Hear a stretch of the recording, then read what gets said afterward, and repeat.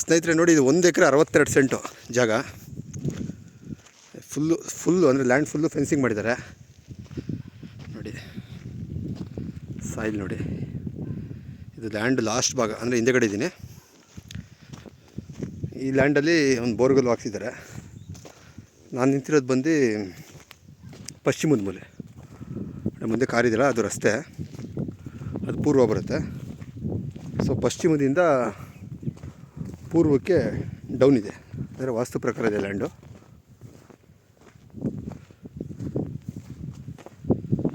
ಪಕ್ಕದಲ್ಲೆಲ್ಲ ನೀರಾವರಿ ಜಾಗನೇ.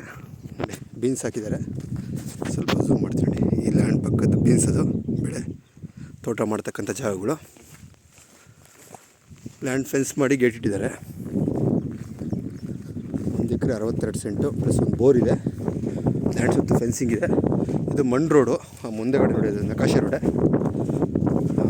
ಮಣ್ ರೋಡು. ಇದರಿಂದ ಒಂದು 400 ಮೀಟ್ರಲ್ಲಿ ತಾರ್ ರೋಡ್ ಬರುತ್ತೆ, ಬಸ್ ರೋಡ್ ಬರುತ್ತೆ. ಸಾಯಿಲ್ ಒಳ್ಳೆ ಸಾಯಿಲೆ, ಚದುರುವಾಗಿ ಬರ್ತೇನೆಲ್ಲ. 1 ಎಕರೆ 62 ಸೆಂಟು. ಇದು ಎದುರುಗಡೆ ಬಂದು ಪೂರ್ವ ಆಯಿತು, ಗೇಟ್ ಇಟ್ಟಿರೋದು. ಈ ಕಡೆ ಬಂದು ದಕ್ಷಿಣ ಆಯಿತು. ಇದು ಪಶ್ಚಿಮದ ಮೂಲೆ,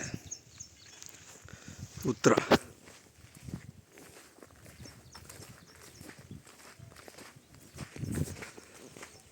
ಲ್ಯಾಂಡ್ ರಸ್ತೆನ ತೋರಿಸ್ತೀನಿ ನೋಡಿ ಸ್ನೇಹಿತರೆ.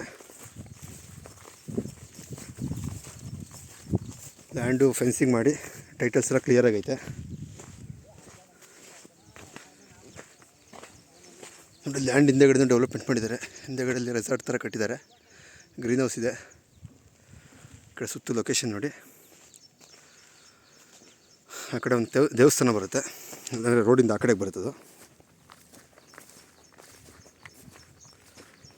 ಬೋರ್ ಇಲ್ಲಿ ಬರುತ್ತೆ.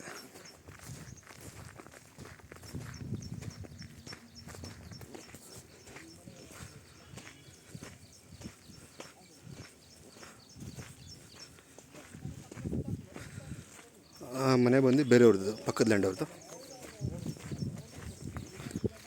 ಬೋರ್ವೆಲ್ಲು. ಇದು ರಸ್ತೆ, ಇದು ಮುಂದೆಗಡೆ ತೋರಿಸ್ತೆ ಬಂದು ತೋರಿಸ್ತೆ. ಮಣ್ ರೋಡು.